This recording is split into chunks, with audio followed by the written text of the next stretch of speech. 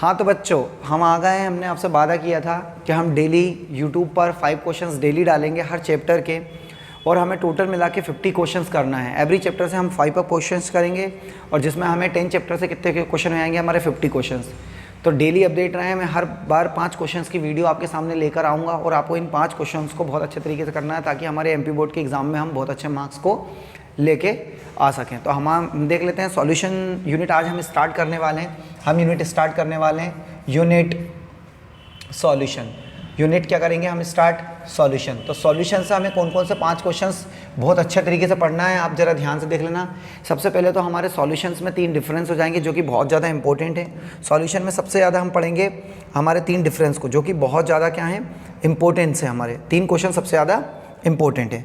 अब हम देख लेते हैं वो 3 क्वेश्चंस कौन कौन से, जिनके बारे में हमें बहुत अच्छे तरीके से पढ़ना है। तो ये सबसे पहले जो हमारा क्वेश्चन हो जाएगा बच्चों, वो कौन सा है? सबसे पहला क्वेश्चन जो हमारा आता है, जो हमारा MP बोर्ड के लिए बहुत ज़्यादा इंपॉर्टेंट है, वो है मोलेरिटी एंड मोलेलिटी में डिफरेंस। मोलेरिटी एंड मोलेलिटी में डिफरेंस, ये क्वेश्चंस जो हमारा है मोलेरिटी और मोलेलिटी में डिफरेंस, मोलेलिटी और मोलेलिटी में डिफरेंस। तो आओ हम देखते हैं जरा मोलेरिटी और मोलेलिटी में डिफरेंस, क्या डिफरेंस है मोलेलिटी और मोलेलिटी में। तो देखते हैं भैया मोलेलिटी और मोलेलिटी में डिफरेंस। तो भैया सबसे पहला क्वेश्चन हमारा मोलेरिटी और मोलेलिटी में क्या डिफरेंस है, जरा हम देखते हैं। तो सबसे पहला डिफरेंस हमारा बच्चों क्या रहेगा? Molarity, number of mole of solute dissolve in 1 litre solution. It is the number of mole of solute dissolve in 1 litre solution. इसमें क्या होता है, 1 लीटर सॉल्यूशन में जितने मोल होंगे उसे हम क्या बोलेंगे? मोलेरिटी। इधर देख लेते हैं हम, number of mole of solute dissolve in 1 kg solvent. यहाँ पर हमारा क्या होगा? 1 kg सॉल्वेंट होगा। क्या होगा? 1 kg सॉल्वेंट, और इसमें क्या होंगे? हमारे सोल्यूट के मोल होंगे। ओके, दूसरा हम देख लेते हैं क्या होगा। इट्स यूनिट इज मोल पर litre and its unit is mole पर kg।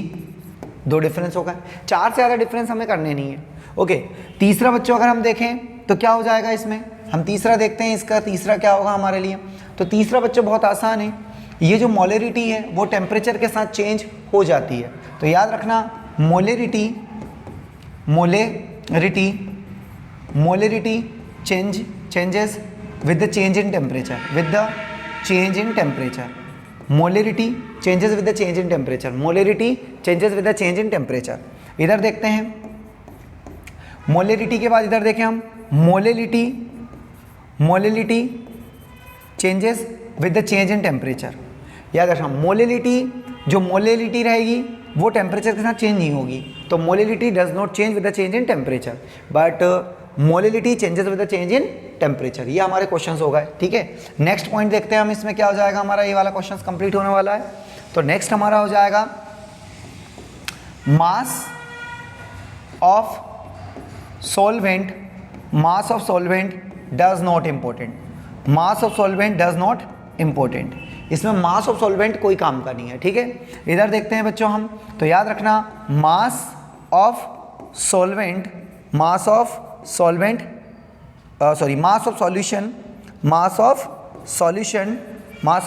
Does not important. तो हम इस लास्ट पॉइंट को एक बार फिर देख लेते हैं। इसमें क्या होता है, हमारा सॉल्यूशन का इंपॉर्टेंस होता है लेकिन सॉल्वेंट का कोई इंपॉर्टेंस नहीं। तो क्या लिखें? Mass of solvent does not important, और इधर है हमारा mass of solution does not important. तो हमारा यह पहला क्वेश्चन हो चुका है बच्चों, मोलेरिटी और मोलेलिटी में डिफरेंस। नेक्स्ट क्वेश्चन देखते हैं हम, जो हमारे लिए बहुत इंपॉर्टेंट है। नेक्स्ट रहेगा बच्चों हमारा क्या, पॉजिटिव डेविएशन और नेगेटिव डेविएशन। आपको पता होगा नॉन आइडियल सॉल्यूशन के 2 डिफरेंस है। तो क्या है हमारा, एक तो है हमारा क्या, पॉजिटिव डेविएशन, क्या हो जाएगा? Positive deviation. दूसरा क्या हो जाएगा हमारा? Negative deviation. बहुत आता है ये क्वेश्चन भी, पॉजिटिव डेविएशन और नेगेटिव डेविएशन, ये क्वेश्चन हमारा बहुत आता है। क्या है बच्चों पॉजिटिव डेविएशन, नेगेटिव डेविएशन, देख लेते हैं हम बहुत अच्छे तरीके से। तो पॉजिटिव डेविएशन में क्या है, तो सीधी सी बात है, पॉजिटिव डेविएशन में याद रखना ये राउल्ट्स लॉ को, इसका जो वेपर प्रेशर होता है वो राउल्स लॉ के वेपर प्रेशर से हमें क्या मिलता है, ज़्यादा मिलता है। यानी vapour pressure of solution is greater than those expected bye Raoult's law. इसका वेपर प्रेशर जो है वो राउल्स लॉ से मिले गए वेपर प्रेशर से क्या होता है, ज़्यादा होता है। जबकि अगर हम इसका वेपर प्रेशर देखें, सॉल्यूशन का वेपर प्रेशर, तो सॉल्यूशन का वेपर प्रेशर राउल्स लॉ से जो वेपर प्रेशर मिलता है उसके एक्सपेक्टेशन में क्या होता है, उसके एक्सपेक्टेशन में क्या होता है, कम होता है। ठीक है, उसके एक्सपेक्टेशन में क्या होता है बच्चों, कम मिलता है। हमें क्या मिलता है, कम मिलता है। उसके एक्सपेक्टेशन में हमें क्या मिलता है, कम मिलता है। दूसरी बात अगर हम बच्चों करें,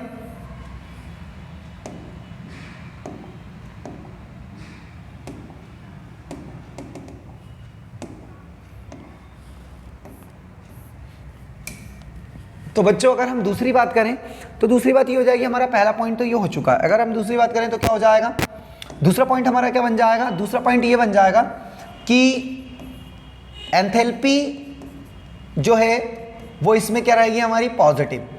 अब कैसे रहेगी वो मैं आपको दे दूं, याद रखना एनर्जी या एंथैल्पी या heat is absorb during the formation of solution. जब सॉल्यूशन का फॉर्मेशन होगा ना बच्चों, तो हीट सॉल्यूशन क्या करेगा, एब्जॉर्ब करेगा। जबकि अगर हम इसकी बात करें तो डेल्टा एच इसमें क्या होगा हमारा, नेगेटिव होगा। यानी कि heat is evolve during the formation of solution. इसमें हीट आपकी क्या होगी, इवॉल्व होगी, इसमें हीट आपकी क्या होगी, एब्जॉर्ब होगी। नेक्स्ट पॉइंट की बच्चों अगर हम बात करें तो वो क्या हो जाएगा हमारा, नेक्स्ट पॉइंट देख लेते हैं हमारा क्या होगा। तो अच्छा नेक्स्ट पॉइंट इसमें हमारा बहुत ईजी सा हो जाएगा कि भाई volume increases during the formation of solution and volume decreases during the formation of solution. जब इस सॉल्यूशन को बनाएंगे पॉजिटिव डेविएशन को तो बढ़ जाएगा, जबकि हम इसको बनाएंगे तो सॉल्यूशन क्या हो जाएगा, कम हो जाएगा। बड़ा आसानी सा क्वेश्चन है, बड़ा आसानी सा अपना डिफरेंस है ये। अगर हम चौथे डिफरेंस की बात करें बच्चों, तो चौथा डिफरेंस हमारा क्या हो जाएगा वो देख लेते हैं हम। फोर्थ डिफरेंस में हमारा क्या हो जाएगा कि भैया इनका जो वेपर प्रेशर है वो तो ज़्यादा होता है, लेकिन इनका बॉइलिंग पॉइंट क्या होता है, मिनिमम होता है। इनका बॉइलिंग पॉइंट क्या होगा, मिनिमम। तो बॉइलिंग पॉइंट इज मिनिमम। और इसका बॉइलिंग पॉइंट की बात करें तो भैया इसका बॉइलिंग पॉइंट क्या होगा, मैक्सिमम। बॉइलिंग पॉइंट क्या होगा इसका, मैक्सिमम। तो याद रखना boiling point is minimum and boiling point is maximum. तो ये होगा हमारे नेक्स्ट क्वेश्चन इसमें। तो उम्मीद है बहुत अच्छे तरीके से तुम्हें समझ में आ रहे होंगे। ये होगा हमारे कौन सा क्वेश्चन, दूसरा क्वेश्चन। ओके, अब हम नेक्स्ट क्वेश्चन देख लेते हैं। दो क्वेश्चन हमारे हो चुके हैं। नेक्स्ट क्वेश्चन है हमारा राउल्स लॉ, कि भैया राउल्स लॉ क्या होता है। और राउल्स लॉ देख लेते हैं एक बार, राउल्स लॉ क्या चीज़ होगी। तो राउल्स लॉ की अगर मैं बात करूं, अगर हम राउल्स लॉ की बात करें तो राउल्स लॉ बड़ा आसानी सी चीज़ है, हमें बहुत इजीली ये क्वेश्चन समझ में आएगा। राउल्स लॉ, इसमें हमने क्या ले लिया, एक सॉल्यूशन ले लिया, एक सॉल्वेंट ले लिया है, प्योर सॉल्वेंट है।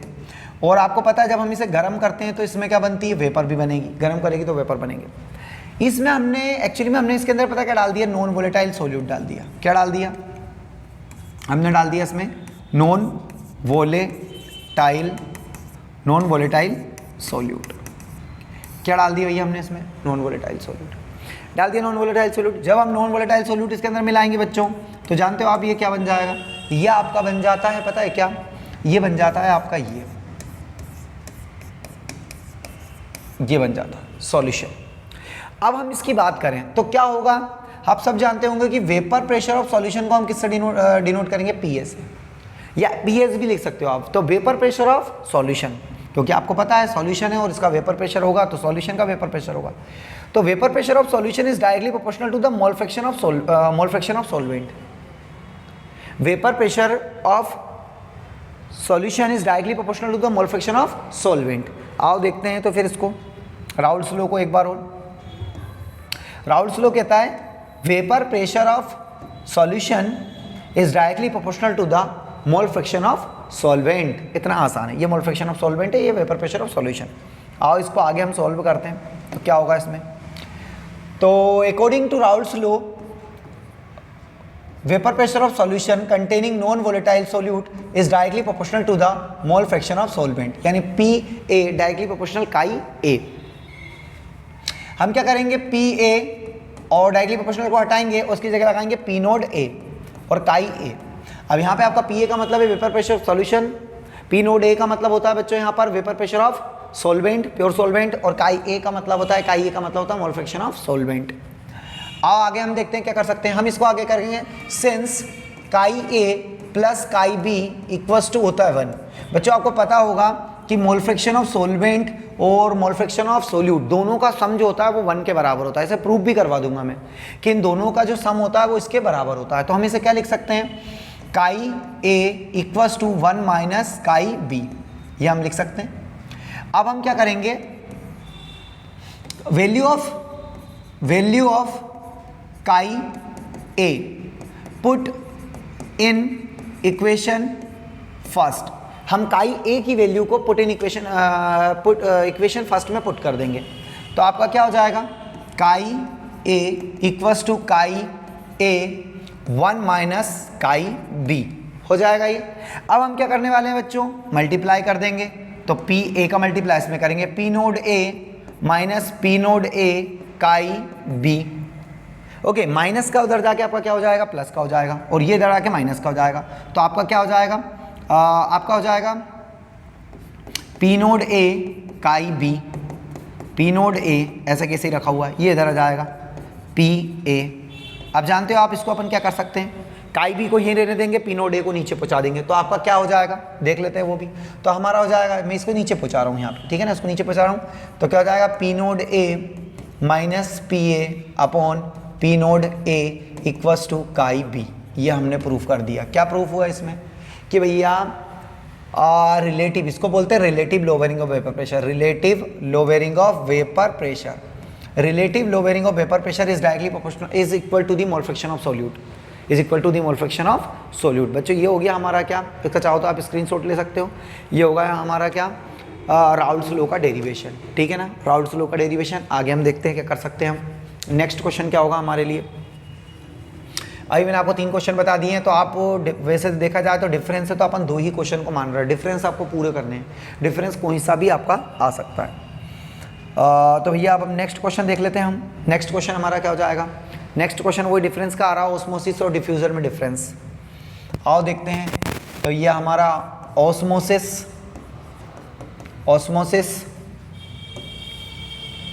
और दूसरा क्या हो जाएगा हमारा डिफ्यूज़न। तो ऑस्मोसिस और डिफ्यूज़न में क्या पढ़ रहे हैं, डिफरेंस पढ़ रहे हैं। आओ देखते हैं भैया। तो बच्चों देखो, ऑस्मोसिस हमेशा आपका किस में होता है, लिक्विड में। ऑस्मोसिस हमेशा आपका लिक्विड में होगा, यानी कि सॉल्यूशन में होगा। ऑस्मोसिस किस में होता है आपका, सॉल्यूशन। जबकि आपका जो डिफ्यूज़न है वो काय में हो जाएगा, गैस में भी होगा और आपका लिक्विड में भी होगा, गैस में भी होगा और आपका काय में होगा, लिक्विड में भी होगा। तो क्या बोलेंगे, osmosis takes place in only in solution, और osmosis takes place only in solution. Diffusion takes place gas and liquid. Example दे सकता हूं मैं आपको।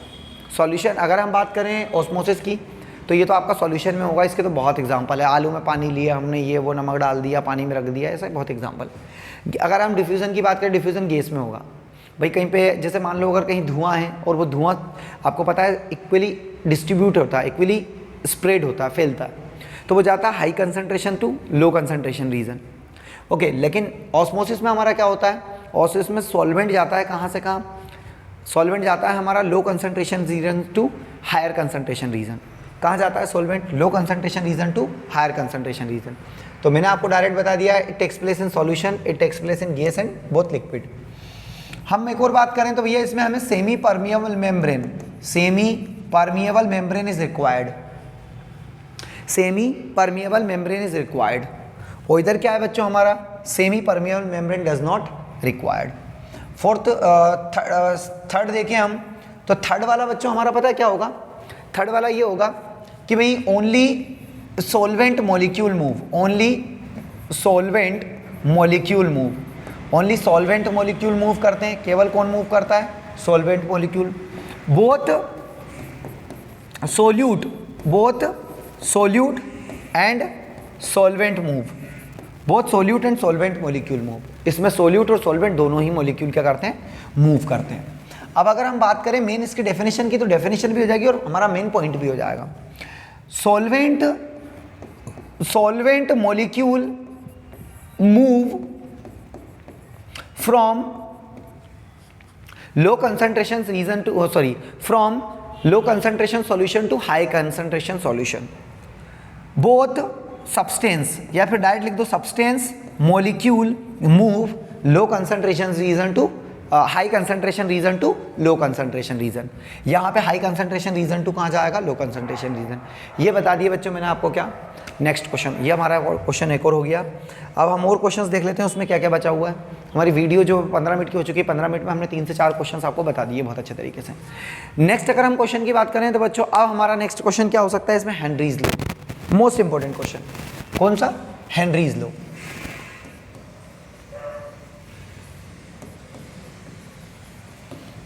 अब हेनरीज लॉ क्या होगा हमारा, ये देख लेते हैं हम हेनरीज लॉ क्या होगा। तो बच्चों हेनरीज लॉ है वो कैसे काम करेगा, क्या होता है वो हम देख लेते हैं। Henry's law, at a constant temperature, at a constant temperature, at a constant temperature partially pressure of gas, at a constant temperature partially pressure of gas is directly proportional to the mole fraction of gas. At a constant temperature partially pressure of gas is directly proportional to the mole fraction of gas, is directly proportional to the mole fraction of gas. यानी Pg equals to KH chi G, यानी KH Pg chi G, ये होगा हमारा क्या, Henry's law. जितना ज़्यादा pressure बढ़ाओगे उतना ज़्यादा गैस में, मतलब जितना ज़्यादा मोल फ्रैक्शन होगा गैस का प्रेशर उतना ज़्यादा होगा, या प्रेशर ज़्यादा होने से मोल फ्रैक्शन क्या होता है, बढ़ता है। ये हमारा क्लियर हो गया हेनरीज लॉ भी। तो भैया हमें हेनरीज लॉ को बहुत अच्छे तरीके से कर लेना है। ये आज के हमारे इतने क्वेश्चंस हो गए, इन क्वेश्चनों को आपको बहुत अच्छे तरीके से पढ़ना है। ज़्यादा क्वेश्चंस नहीं बताएं, बहुत कम क्वेश्चंस बताएं, बस डेली चैप्टरों में हमें इतने ही क्वेश्चन पढ़ने, उन्हें बहुत अच्छे तरीके से कर लेना है। डेली हम आपके लिए हमारे चैनल पे वीडियो को डालेंगे, इसलिए हमारे चैनल को ज़्यादा से ज़्यादा शेयर, हमारे जो वीडियोस को ज़्यादा से ज़्यादा शेयर करना है, हमारे चैनल को सब्सक्राइब कर लेना और लाइक तो ज़रूर कर देना, ठीक है ना। और आखिरी में मैं इतना ही कहना चाहूँगा, मैं आपको ज़्यादा नहीं, सिर्फ 100 क्वेश्चन कराऊँगा। 100 क्वेश्चन आपके एग्जाम में पूरे बन जाएंगे अगर आपने कर लिए, तो मैं आपको गारंटी दे रहा हूँ आपके 90 मार्क्स कहीं नहीं करेंगे। 90 मार्क्स आएंगे विद ऑब्जेक्टिव, आपके ऑब्जेक्टिव भी इन्हीं में से बनेंगे। तो आपके 85 to 90 मार्क्स कहीं नहीं गए अगर आप इन 100 क्वेश्चन को कर लेते हो। 90 क्वेश्चन तो मेरे तरफ से आप मान ही लो, 85 से 90 के बीच में आपके क्वेश्चंस आने ही हैं। ओके, चलो मिलते हैं हम नेक्स्ट वीडियो में। Okay, bye.